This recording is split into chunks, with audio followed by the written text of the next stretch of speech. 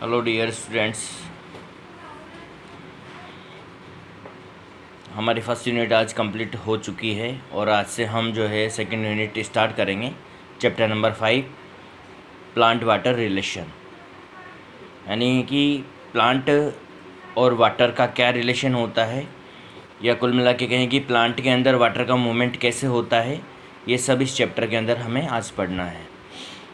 देखिए, plant water relation ये पूरी यूनिट ही प्लांट फिजियोलॉजी है। चैप्टर नंबर 5 जो है प्लांट वाटर रिलेशन है। उससे पहले थोड़ा सा अपन ये जो प्लांट फिजियोलॉजी की पूरी यूनिट है उसके बारे में थोड़ी सी जानकारी अपन ले लेते हैं। देखिए, branch of biology which is the deal with the vital activity and metabolism of the plant is known as plant physiology.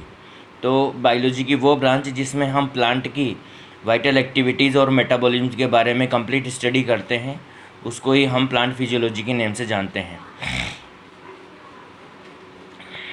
Stephen हेल्स को जो है फादर ऑफ प्लांट फिजियोलॉजी कहा जाता है और जेसी बोस को जो है father of Indian plant physiology कहा जाता है। तो दो साइंटिस्ट के नाम याद रखने हैं भाई, स्टीफन हेल्स है और दूसरा जेसी बोस है। तो जेसी बोस और स्टीफन हेल्स अपन को ध्यान रखने हैं, दो नेम यहाँ पर, ठीक है। इन दोनों को ही जो है प्लांट फिजियोलॉजी जो है इंडियन और वर्ल्ड में जो है ये दोनों साइंटिस्ट प्लांट फिजियोलॉजी के लिए फेमस है। अब अपने टॉपिक पे आते हैं अपन, प्लांट वाटर रिलेशन। प्लांट देखिए, वैसे भी कहा जाता है कि जल ही जीवन है और सभी ऑर्गेनिज्म के लिए, चाहे वो प्लांट हो, चाहे बैक्टीरिया हो, चाहे कोई भी हो, तो उनके लिए वाटर जो है बहुत ज़्यादा इम्पोर्टेंट होता है। हम जानते हैं कि हमारी जो हमारी फंक्शनल स्ट्रक्चरल जो यूनिट होती है वो सेल होती है और सेल से ही जो है हमारी सारी एक्टिविटी चलती है। जितनी भी हमारी एक्टिविटीज़ होती है वो सब सेल की वजह से ही होती है। और सेल के अंदर जो हमारा लाइफ का जो फिजिकल बेसिस है वो प्रोटोप्लाज्म होता है। प्रोटोप्लाज्म का जो मैक्सिमम हिस्सा होता है 90% और 95% तक का जो टोटल एरिया होता है वो वाटर के द्वारा ही, वाटर से ही बना हुआ होता है। और वाटर जो है हमारी सभी लिविंग के लिए इस वजह से, क्योंकि प्रोटोप्लाज्म का इतना बड़ा हिस्सा इससे बना होता है, इस वजह से वाटर बहुत इंपॉर्टेंट होता है। Cell is a structural and functional unit of the living organism. All the vital activities of cell depend upon the presence of protoplasm. Hence, the understand the qualities and activities of protoplasm. तो जो ये water की importance है इसको हम protoplasm की quality और उसकी एक्टिविटीज़ से समझ सकते हैं। प्रोटोप्लाज्म के बारे में लास्ट ईयर आपने पढ़ा है कि ये कोलाइड फॉर्म में होता है और इसके अंदर ब्राउनियन मूवमेंट होते हैं। लाइफ जो होती है इन ब्राउनियन मूवमेंट की एक्टिविटी से ही होती है, ये सब आप जानते हैं। It is necessary to understand those physical and chemical process affect the protoplasm. Some of these process are diffusion, permeability, osmosis, plasmolysis and imbibition. तो ये कुछ प्रोटोप्लाज्म की कुछ स्पेशल एक्टिविटीज़ हैं जो कि हमें इस चैप्टर के अंदर पढ़नी है। देखिए, अब आगे बढ़ने से पहले importance of water for the plant life में वाटर की क्या इंपॉर्टेंस होती है, थोड़ी सी उसके बारे में अपन यहाँ पर जानकारी प्राप्त करेंगे। Water is the main constitute of the protoplasm. Normally it contain 80 to 85% water, essential for the working of protoplasm. Water help in absorption and translocation of minerals. तो 80 से 85% ये बना हुआ होता है और ट्रांसलोकेशन और एब्जॉर्प्शन जो मिनरल्स का होता है वो भी इसी से होता है। Water act as the solvent, carrier of many substance, it form the medium with the several reaction take place. बहुत सारी रिएक्शन जो होती है, यूनिवर्सल सॉल्वेंट कहा जाता है इसको। इसीलिए कहा जाता है क्योंकि सभी ऑर्गेनिज्म के अंदर सॉल्वेंट का काम यही करता है। हर सेल की जो भी रिएक्शन होती है वो सारी रिएक्शन इसी की वजह से कंप्लीट होती है, तो इस वजह से इसको यूनिवर्सल सॉल्वेंट कहा जाता है। Water is present into the cell in cell vacuole, help in maintaining turgidity। Turgidity मतलब सेल की जो शेप होती है वो शेप इसी से जो है टर्जिट होती है, इसी से फूली हुई रहती है, क्योंकि उसके अंदर वाटर भरा हुआ रहता है, which is the must for the some activities of life, जिसकी वजह से बहुत सारी एक्टिविटीज़ होती है लाइफ की। Water help in opening and closing stomata, और वाटर जो है इन स्टोमेटा को ओपन करने और क्लोज़ करने में भी बहुत इम्पोर्टेंट होता है। इसके बाद में अपन बात करेंगे डिफ्यूज़न की। डिफ्यूज़न देखिए, आप 6 क्लास से पढ़ते आ रहे हैं क्या होता है डिफ्यूज़न। 6 क्लास में आपको समझाया जाता है कि जब आप सेंट की शीशी को खोलते हैं, सेंट की बोतल को अगर एक किसी रूम के कॉर्नर में खोलते हैं तो पूरे रूम में उसकी स्मेल फैल जाती है। यूँ कहें कि अगरबत्ती कहीं जलाई जाती है तो पूरे मोहल्ले में ही उसकी स्मेल फैल जाती है। अच्छी सी सब्ज़ी कहीं बनती है तो पड़ोसी के घर में बनती है तो अपने घर तक उसकी स्मेल आ जाती है। इन सब चीज़ों के पीछे जो रीज़न होता है वो डिफ्यूजन ही होता है। डिफ्यूजन के अंदर मॉलिक्यूल्स जो होते हैं वो अपनी हायर कंसंट्रेशन से लोअर कंसंट्रेशन की तरफ मूवमेंट करते हैं। फ्रीली मूवमेंट यहाँ पर होता है, और ये जो मूवमेंट होता है उन जो मॉलिक्यूल्स होते हैं, एटम्स होते हैं, आयंस होते हैं, उनके अंदर काइनेटिक एनर्जी की वजह से होता है।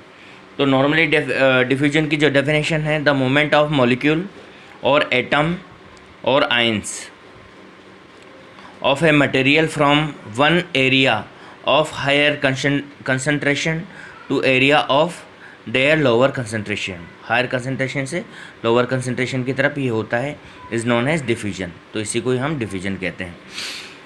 The diffusion is a continue till the dynamic equilibrium. आप जानते हो इक्विलिब्रियम का मतलब, डायनामिक इक्विलिब्रियम मतलब कंसनट्रेशन। जब दो एरिया की अपन बात करते हैं, मटेरियल जो मूव करेगा वो हायर कंसनट्रेशन से लोअर कंसनट्रेशन की तरफ मूव करेगा, और ये जो दो एरिया है, उन दो एरिया की अगर हम बात करें तो जब तक दोनों एरिया में वो जो मटेरियल है उसकी कंसनट्रेशन इक्वल नहीं हो जाती है, तब तक जो है ये मूवमेंट जो है चलता ही रहता है। तो और जब कंसंट्रेशन, इसी को ही हम जो है डायनेमिकली इक्विलिब्रियम के नाम से जानते हैं।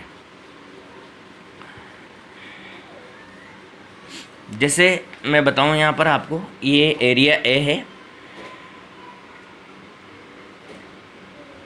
और ये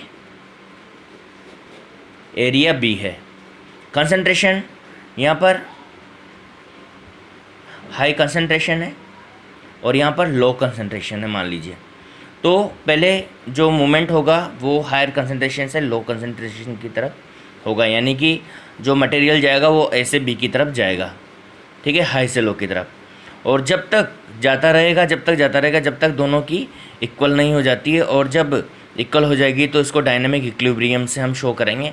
और इस तरह से आप यहाँ शो करेंगे कि दोनों की तरफ जब इक्वल हो जाते हैं तो कुछ मॉलिक्यूल इधर जाते हैं, जैसे 5 मॉलिक्यूल यहाँ से इधर गए तो 5 मॉलिक्यूल इधर जाएंगे, तो कंसंट्रेशन फिर इक्वल हो जाती है। और ये कंसंट्रेशन जब इक्वल हो जाती है, इसी को हम डायनेमिक इक्विलिब्रियम कहते हैं। डायनेमिक वर्ड जो है मूवमेंट के लिए होता है। डायनेमिक का मतलब एनर्जी होती है, और एनर्जी जब तक जितने इधर जाएंगे और जितने उधर जाएंगे, जब तक कंसंट्रेशन में डिफरेंस है तो यहाँ से ज़्यादा मॉलिक्यूल इधर जाएंगे, और जैसे कंसंट्रेशन इक्वल हो जाती है तो दोनों तरफ जो है मॉलिक्यूल का मूवमेंट तो होता रहता है, लेकिन वो मूवमेंट जो है फिक्स होता है। जितने ए से बी की ओर जाएंगे उतने ही बी से ए की ओर भी आएंगे, और इसी को हम डायनेमिक इक्विलिब्रियम कहेंगे। तो ये मूवमेंट जब तक होता रहेगा जब तक डायनेमिक इक्विलिब्रियम जो है इक्वल नहीं हो जाता। At this stage the movement of molecule is equal in the both direction, so the movement become zero. तो दोनों डायरेक्शन में जो है इक्वल मॉलिक्यूल जाते हैं और हमें ऐसा लगता है कि मूवमेंट होना बंद हो गया है, क्योंकि कंसंट्रेशन में फिर चेंज नहीं आता है। एग्जांपल दे रखा है यहाँ पर, व्हेन द अमोनिया बोतल kept open in the room it spread through out the room. जैसे ही रूम में खोली जाती है तो पूरे रूम में ये इसकी स्मेल फैल जाती है। Such copper sulphate crystals are kept in beaker fill with water and then become in blue throughout. तो जैसे अमोनिया की बोतल खोलते हैं तो पूरे कमरे में उसकी स्मेल फैल जाती है, और इसी तरह से कॉपर सल्फेट के सोल डालते हैं अपन तो पूरा जो है बीकर के अंदर जो वाटर होता है वो पूरा का पूरा ब्लू कलर का हो जाता है। तो ये ऐसा कैसे, अपन ये कहते हैं पोटेशियम परमैंगनेट अगर हम डालें तो पूरा पिंक कलर का वाटर हो जाता है। ये बचपन में आपने पढ़ी होगी कि एक बीकर लीजिए और उस बीकर के अंदर आप पोटेशियम परमैंगनेट, रेड मेडिसिन जिसे कहते हैं, वो रेड मेडिसिन के एक क्रिस्टल डालिए और थोड़े समय में आप देखेंगे कि वो क्रिस्टल जो है कलर उसका चेंज हो गया है।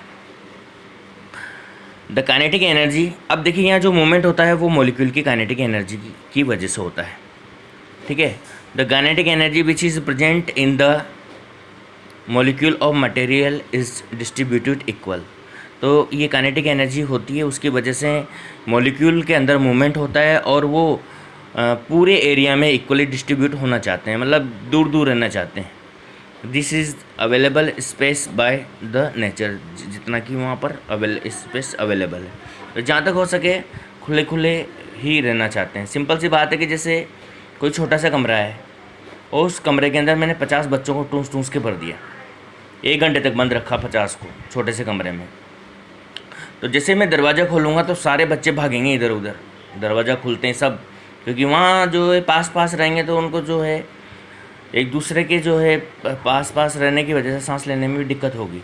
तो इस वजह से जैसे ही ऐसा ही कभी अपने साथ भी होता है, जैसे अपन बस में बैठ के जा रहे हैं और एकदम से भीड़ हो जाती है तो बिल्कुल बहुत मुश्किल हो जाता है, और जैसे हम अपने स्टेशन पे पहुंचते हैं तो तुरंत वहाँ से निकल के बाहर आते हैं और खुली हवा में आके सांस लेते हैं। तो वही जो है चीज़ जब क्रिस्टल फॉर्म में होता है या हायर कंसनट्रेशन में होता है तो इन मॉलिक्यूल को जो है प्रॉब्लम होती है, और जैसे ही अपन इनको थोड़ा सा स्पेस मिलता है बाहर जाने का, वैसे ये घूम इधर उधर निकल जाते हैं। डिफ्यूजन की रेट जो होती है वैक्यूम में सबसे ज़्यादा होती है, यानी वैक्यूम के अंदर सबसे ज़्यादा होती है, फिर गैस में होती है, फिर लिक्विड में होती है, और सॉलिड के अंदर सबसे कम नहीं के बराबर होती है। यानी वैक्यूम के अंदर सबसे ज़्यादा जो है वो, इसको मैं थोड़ा सा, वैक्यूम सबसे ज़्यादा है, फिर उसके बाद में गैस आएगी दूसरे नंबर पे। यानी वैक्यूम के अंदर डिफ्यूजन की रेट सबसे हाई होगी, गैस के अंदर क्यों होगी, क्योंकि यहाँ कोई मॉलिक्यूल नहीं है, इस वजह से खूब सारा स्पेस बाकी है। गैस के अंदर या एयर के अंदर अपन बात करें तो वहाँ एयर के मॉलिक्यूल ऑलरेडी प्रेजेंट है, तो ये डिफ्यूजन होने में थोड़ी दिक्कत होगी, और लिक्विड के अंदर थोड़ी कम होगी, हालांकि उनके बीच में स्पेस होता है तो वहाँ पर भी आसानी से हो जाता है, बट सॉलिड के अंदर तो डिफ्यूजन नहीं के बराबर ही होता है। Diffusion is a slow process, it is not depend on the living system. ये स्लो प्रोसेस होता है, लिविंग सिस्टम के ऊपर डिपेंड नहीं होता है। Diffusion is very important to the plant, plant के लिए बहुत इंपॉर्टेंट होता है, since it is the only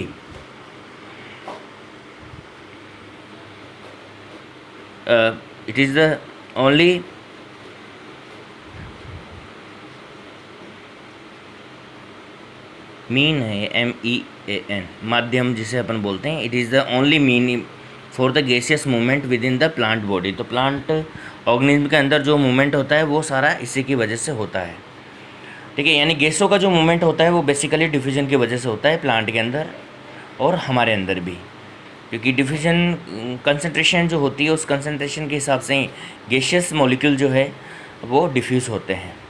factor affecting diffusion, अब डिफ्यूजन को कौन कौन से फैक्टर हैं जो अफेक्ट करते हैं। The main factor affect the diffusions are following, जो मेन फैक्टर हैं जो इसको डिफ्यूज़ करने वाले हैं वो ये हैं। सबसे पहले बात करेंगे अपन टेम्परेचर की। देखिए टेम्परेचर, जैसे किसी चीज़ को टेम्परेचर दिया जाता है तो उन मॉलिक्यूल जो होते हैं उनकी काइनेटिक एनर्जी बढ़ जाती है, और काइनेटिक एनर्जी बढ़ने की वजह से वो इधर उधर तेज़ी से मूव करते हैं। On increasing temperature kinetic energy of molecule increase, thereby the rate of diffusion also increase। तो इनकी रेट आसानी से बढ़े, D is directly proportional to T, यानी डिफ्यूजन के डायरेक्टली प्रोपोर्शनल ये होती है।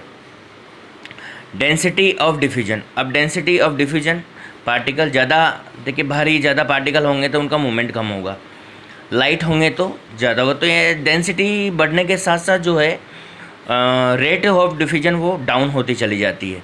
तो rate of diffusion is of a substance is inversely proportional to square root of their density, D is indirectly proportional to D। तो ये इसका formula यहाँ पर होगा, ये स्मॉल d जो है डेंसिटी के लिए है और ये कैपिटल D है वो डिफ्यूजन के लिए है। यहाँ पर कैपिटल D डिफ्यूजन के लिए और T जो है टेम्परेचर के लिए है। इसके बाद में डिफ्यूजन प्रेशर ग्रेडियंट, कंसंट्रेशन की वजह से डिफ्यूजन प्रेशर ग्रेडियंट बनता है। ठीक है, प्रेशर यानी मॉलिक्यूल पास होते हैं तो उसकी वजह से एक पावर जनरेट होती है, उस पावर को हम ग्रेडियंट के नेम से जानते हैं। Molecule always move from higher diffusion pressure to lower diffusion pressure. Molecule जो हमेशा मूव करते हैं वो हमेशा हायर डिफ्यूजन प्रेशर से लोअर प्रेशर की तरफ ही मूव करते हैं। ठीक है, तो ये 3 फैक्टर्स हैं जो कि इसको अफेक्टेड करने का काम करते हैं। Importance of diffusion in plant. अब प्लांट के अंदर क्या क्या इंपॉर्टेंस होते हैं, 3 इंपॉर्टेंस अपन को देखने हैं यहाँ पर। Number of exchange of gases, जितने भी गैसेस होती है उनका एक्सचेंज जो होता है O2 CO2 बेसिकली होती है, उनका एक्सचेंज CO2 की वजह से ही होता है। नेक्स्ट है release of water vapour into the atmosphere. Environment के अंदर जो वाटर जो रिलीज़ होती है वो इसी की वजह से होती है, डिफ्यूजन की वजह से। और पैसिव एब्जॉर्प्शन जो मिनरल का होता है वो भी डिफ्यूजन की वजह से ही होता है, क्योंकि वहाँ पर भी कंसंट्रेशन के डिफरेंस की वजह से ही मॉलिक्यूल हायर कंसंट्रेशन से लोअर कंसंट्रेशन की तरफ जाते हैं। अब डिफ्यूजन का एक और पार्ट है फैसिलिटेटेड डिफ्यूजन। ये सेल के अंदर होता है। सेल की जो मेम्ब्रेन होती है उस मेम्ब्रेन में कुछ स्पेशल फैसिलिटी होती है वाटर जो मॉलिक्यूल होते हैं उनके डिफ्यूजन के लिए। और उस मेम्ब्रेन को देखिए, आपने प्लाज्मा मेम्ब्रेन पढ़ी थी लास्ट ईयर सेल के अंदर, और वहाँ पर आपने एक्वापोरिन प्रोटीन पढ़ी थी। वो एक्वापोरिन प्रोटीन जो है वाटर के डिफ्यूजन में हेल्प करती है। इसी तरह से और भी प्रोटीन होती है जो कि बहुत सारे मॉलिक्यूल के डिफ्यूजन में जो है मदद करती है। यानी कि अगर डिफ्यूजन हो रहा है किसी फैसिलिटी की मदद से तो उसको फिर हम फैसिलिटेटेड डिफ्यूजन के नेम से जानते हैं। Some substance are diffuse through the membrane. Membrane के द्वारा जो है डिफ्यूज़ होते हैं। Some of them are hydrophilic, इनमें से कुछ हाइड्रोफिलिक होते हैं। So they need facility for diffusion, तो इनको डिफ्यूजन की फैसिलिटी होती है। It is provide by the plasma membrane, जो कि प्लाज्मा मेम्ब्रेन के द्वारा प्रोवाइड की जाती है थ्रू द ट्रांसमेम्ब्रेन प्रोटीन और टनल प्रोटीन भी इसको कहते हैं। ट्रांसमेम्ब्रेन प्रोटीन कहते हैं या टनल प्रोटीन कहते हैं। This is known as facilitated diffusion, इसी को हम फैसिलिटेटेड डिफ्यूजन के नाम से जानते हैं। The process of protein are specific in size. ये जो प्रोटीन होती है वो बहुत ज़्यादा स्पेसिफिक होती है साइज़ के अंदर। ठीक है बच्चों, तो आज के लिए इतना ही, आगे अपन कल बात करेंगे।